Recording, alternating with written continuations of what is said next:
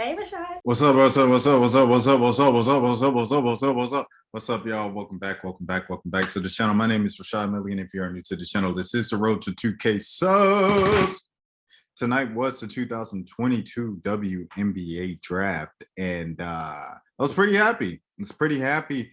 Had a great night. Obviously, I don't know if you watched the mock draft all the way through that I went over and stuff, but I always held on to the one SB Nation mock draft that had Nas falling down to 15. I said, there's no way Nas Hillman falls to 15. There's no way that happens. I know she's undersized and people are questioning because she's undersized, but like there's no way she falls to 15, right? By the grace of God. I serve a good God. I don't know about you all, but I serve a great, good and gracious God. I don't know about your God, but my God is better. But anyways, Nas Hillman falls to 15, man. I'm excited, and I don't think the night can get any better.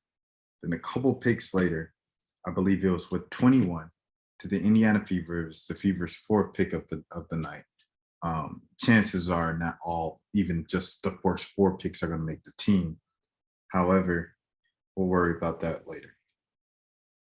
Amisha Williams gets drafted, and I almost, oh my gosh. There's nobody on this year's draft list that I wanted to see get drafted more than Amisha Williams. And it's because of her story. You can see her full story. It's been told everywhere. Anscape, which is I went on a rant about that last video. I edited it out because there's just too many talk. It used to be Undefeated. I don't know why they changed the name to Anscape, but yeah, Anscape wrote a feature about it. Someone I know wrote a feature about it a couple of years ago, and for her to be burnt out with basketball, not want to play again, have a child and think that life was over, to think that it was all done. She couldn't do it. She couldn't balance basketball, school, and being a mother at the same time. And for Tamika Reed at Jackson State to keep trying and keep trying and keep trying to peck at her, just bring her in one at a time, to the point where she became, the face of Jackson State basketball for the past 3 seasons, and did what she did. It's just beautiful, man. And not even just that, but to get drafted, it's tough. It's tough not to cry tears of joy.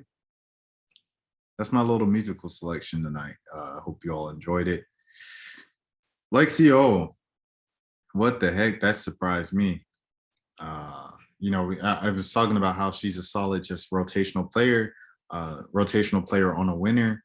And it's always kind of been that solid piece and consistent piece for Stanford. Excuse me, saying so much. But yeah, she went high. She went in the first round. I was like top 10. I'm like, what's going on? And then Queen Egbo goes a couple picks later, and I'm like, yo, this is insane. What is Indiana doing? And so all the emotions of it was just, I was literally just all night watching the picks. And so that happened. The pick with Emily from Louisville, that was a pick as well, where I was just like, interesting. My girl Alyssa Kunane slid very low. Kristen, for all the Husky listeners and watchers, Kristen to DC with the Mystics. I think that she'll be able to, make a good run at making that team. And everybody said it before, but yeah, I think Kristen can be a good pro because, just look at her body type, her build, her skill level as well. Obviously, everybody's always saying consistency and her ability to fade in the big games, but we'll see. We'll see what happens here on the next level. Avina gets a chance to go back home to Seattle. Seattle's kind of in a weird rebuild, kind of. They went from super team to maybe they're rebuilding. Like, I don't know. Sue Bird's retiring. Jordan Canada's gone. The defender Clark is gone. Howard, Natasha Howard's gone. Like, there's a lot of people that's kind of like slowly left one by one throughout the years. And so obviously you have Stewie back there. I think Stewie signed for 1 year, if I'm not mistaken. So I don't know. Seattle's just kind of like in a weird space right now, in my opinion. And it'll be interesting to see what they do. Did they get Gabby? Yeah, I believe they got Gabby in that trade with for Lou. If I'm not mistaken, let me check just to be sure. Gabby Williams, what team do you play for now? She had a great EuroLeague. She won like EuroLeague MVP and all that. So and like Defensive Player of the Year, all those things. She played, Seattle. Okay. So yeah, they have Gabby. Coach Quinn is over there and stuff like that, but they're just in a weird spot right now. So yeah, perhaps Sabina can make that squad. I believe that's where Alyssa Kunane went as well. So E going back home, Alyssa Kunane going over there as well in Seattle. It's kind of open season. Like as I said, they're in a weird transition of they were just the champs, but people have left one by one, and you're kind of like, what's going on here? Are they rebuilding with the best player in the? It's just weird. And then you have so that was Seattle, and then you have Liv Ono as well, also known as Olivia Nelson-Nadota. She goes to LA, which I think is like just perfect for her brand, the personality going to LA with Ted Cooper, with Liz Cambage. It'll be interesting to see if she makes the team because she was, after the first round, and that team is loaded already with just the type of offseason they had. This is something I mentioned in the mock draft video and stuff like that. So it'll just be very interesting to see what happens there in LA with Liv making the team. Henny, it's our most outstanding player. She shined with Team USA last summer. She shined this year in all of the biggest games on the biggest stages, Stanford, championship game. Here's the things I always say. So I'm sorry for the people like, he always says this. I say the same thing about Kristen all the time, right? But just to see that was very, that was interesting. Like everybody was saying.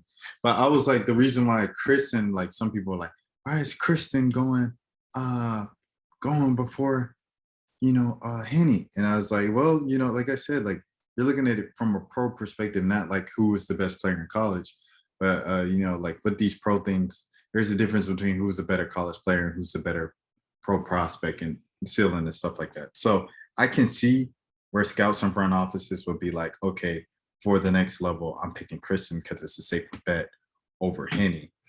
But Henny, I think the people who are mad about Henny getting picked after her, it makes sense as well. So, but Henny is going to tear it up. It's unfortunate she went to Indiana. Like I said, all those players aren't making the team, but I think Amisha should have a chance and Henny should have a chance. Those are, and then obviously Nalissa Smith. But yeah. I mean, I think it'll just be very interesting to see how that plays out in the next couple of weeks in training camp. And then if a couple of those players do get cut, when they get cut, I guess more is the wording for it, to see where they go from there. Like does another team pick them up? Because you think about Taya Cooper, that's always the first one I think of. Just 2 years ago, the bubble year, where Taya was cut by Phoenix. Dang, what the heck? Signs with LA, and the rest is history. It's all she wrote and stuff like that. So yeah, that's what I have to say about that. Without further ado, I'm gonna watch this. So you can watch it with me. You can leave, whatever you want to do. All right, we'll go ahead and get started. Up first, we've got head coach Tanisha Wright. If you have a question for Tanisha, please raise your hand and I'll call on you. And of course, we'll start with Spencer Nussbaum from the Next. Go ahead, Spencer. Hey, Tanisha, how's it going? Hey, Spencer. Congrats on the successful draft. Want to start off asking about Ryan Howard. I'm curious what you think the ceiling or the high end outcome of her game looks like, and what sort of traits did you identify during the draft evaluation process in her game that make you feel like she's a player who can reach her ceiling? Yeah, we're really excited about Ryan. We think the sky is the limit for her. We think she has tons of potential that really hasn't even been tapped into yet. She has a quiet competitiveness that I think our league will really bring out of her, and you'll see her do amazing things at this level. Her ability to, you're talking about a 6'2" guard who can handle the ball, who can stroke it from the outside, who gets to the mid range and shoots it very well, and also can bang inside a little bit as well. So we think that Ryan has the potential to be a great player in our league. Right, next we'll go to Wilton Jackson from Sports Illustrated. Wilton, my boy. What's up, buddy? Wilton, by the way, fun fact, the Inspired to Dream hoodies that I wear a lot of times on the channel. And, you know, like, because most of the stuff that I wear on here is like people I know, people I'm supporting and everything like that. That's his brand, Inspired to Dream, the black jerseys, the black hoodies that I wear like a lot of times during reaction and stuff. Remember those days when I did reactions and everything. That's Wilton's brand. Salute to Wilton. Hey, Coach Wright. Just wanted to say, you know, congrats on the draft as well. But I wanted to put some emphasis on your selection with Naz Hillman. Talk a little bit about that move. I mean, having a chance to kind of watch her play a lot more this year. Not only does she bring energy, but I feel like she also has some potential that's been untapped as well. Yeah, I think we are thrilled to be able to get Naz at 15. We think Naz is a steal of this draft. We're super excited. And Naz, if you've watched her 4 years in Michigan, has gotten better and better and better and better. Her energy, her attitude to never be denied. Naz is a worker. She's somebody who purely can just outwork you. The one thing that she does really well that I don't think she gets enough credit for is she does a lot of her work early, which puts her in positions to be successful. But yeah, we're thrilled to be able to have Naz at 15. Thank you. Next, we've got Aislinn Jowers. Go ahead, Aislinn. Hey, congrats on the draft. Can you tell me about your experience being a head coach for the first time and going to this year's draft and getting the first #1 pick? Yeah, it's been awesome, to be honest with you. It's been a smooth ride. We've done some things that I think put our organization, our franchise in position to lay some groundwork to do some great things in the future. So, so far it's been good. It's been a lot of work, which, you know, taking the job, we knew that it would be, but it's been very rewarding and we're looking forward to what lies ahead. Next, we'll go to Yukari Thomas from Chicks in the Sports. Go ahead, Yukari. Hello, Coach. Welcome to Atlanta. Thank you. Excited to be here. Could you just speak a little bit about what's your expectations for this upcoming season? Yeah, to be honest, my expectations is for us to go out every single day and compete, to get better every single day. That's a rebuilding answer. That's our goal. We're focusing on making small steps, but nonetheless making steps. We have to compete at a high level every single day, and our focus is getting better every single day that we step on that court, that we put out a product that is entertaining, that we put out a product that the city can be proud of. So that's my biggest expectations of our team this year. Next, we'll go to Eric Wilson. Go ahead, Eric. Good evening, Coach. First off, I want to say welcome to the ATL. Secondly, I want to say we are. Penn State. Yes, ma'am. So, you know, as a player turned coach, and we've seen Atlanta have their ebb and flows, if you will. So could you talk to me just about the impact you want to bring to this team and the energy you're going to bring to this team? Because Atlanta, over the last couple of years, has always been that team that's been right there on the cusp of, you know, getting into the postseason and making a run. Yeah. Yeah. I'm gonna be nice. I'm gonna be nice today.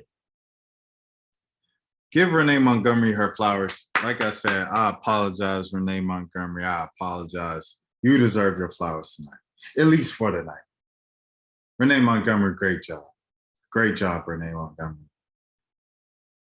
Listen, I'm going to be honest with you. Like we're in a position right now for our organization that we're rebuilding. But that does not mean that we're not trying to go out and win basketball games. We are trying our best to go out and put a product out there that the city can be proud of. We're going to play with high energy. We're going to be super, super competitive. And so we're looking forward to continuing to get better every single day. And I think that, we'll do that. We'll get better every single day. And you'll see something that you've seen in the past.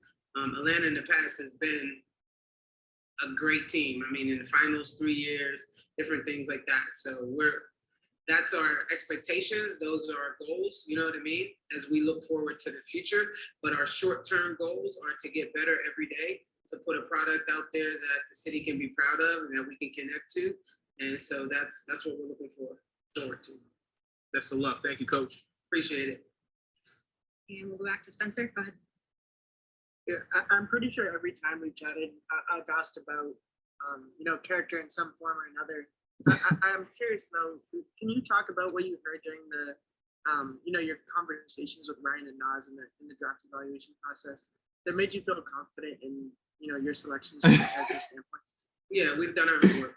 I mean, that's the one thing I think when you get into a draft and you get into the evaluation process, you have to do your homework. We spent a lot of time getting to know who these people were, both Nas and Ryan, and we felt like based upon the conversations that we've had with outside people, with their coaches and different things like that, that both went. Gonna pause this real quick. See if I could find the fever.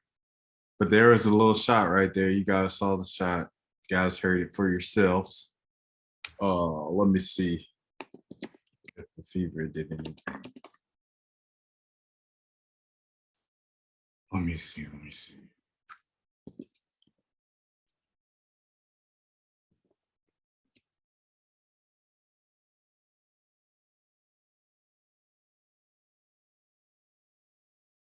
Oh, I guess. Oh, okay.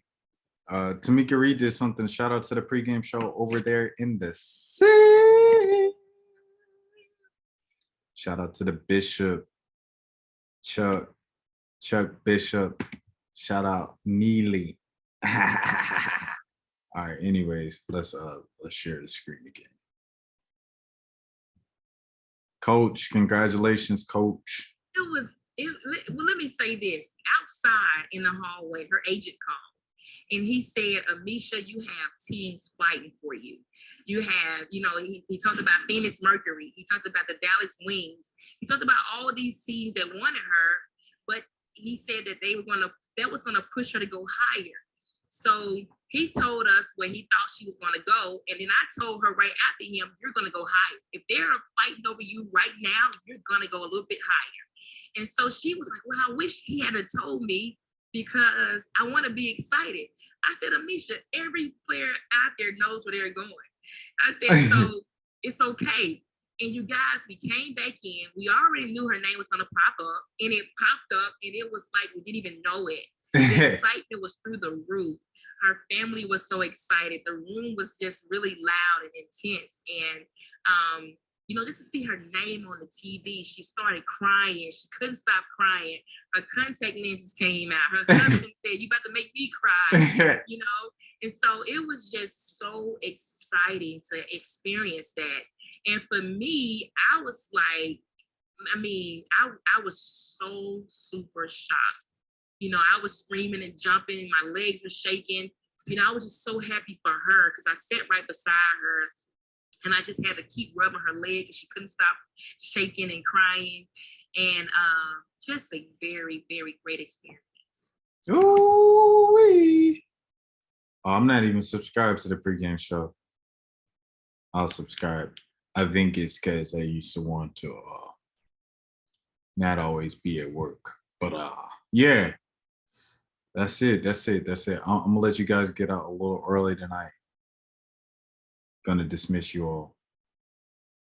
Shakira Austin, back in the DMV, back home. Congratulations to Shakira as well. She was talking about how excited she was to be back home. Let me see if I can see anything from Nas. Anything from Nas? Let me see. Shakira Austin, anything from Shakira? Let me see. If I put it on ESPN, that's gonna be it for me. they're gonna get me out the paint. I already reacted to Paige. They tried to get me out the paint for that one. Anyway, let me see. Who else? Who else are we looking? Maybe Shakira. Let's see what happened with Shakira. Okay. Let's see.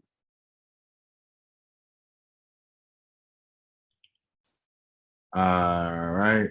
She said, thank you, DMV. I'm glad to be home. Anyways, salute to everybody. Those are my just immediate takeaways of the draft and stuff like that.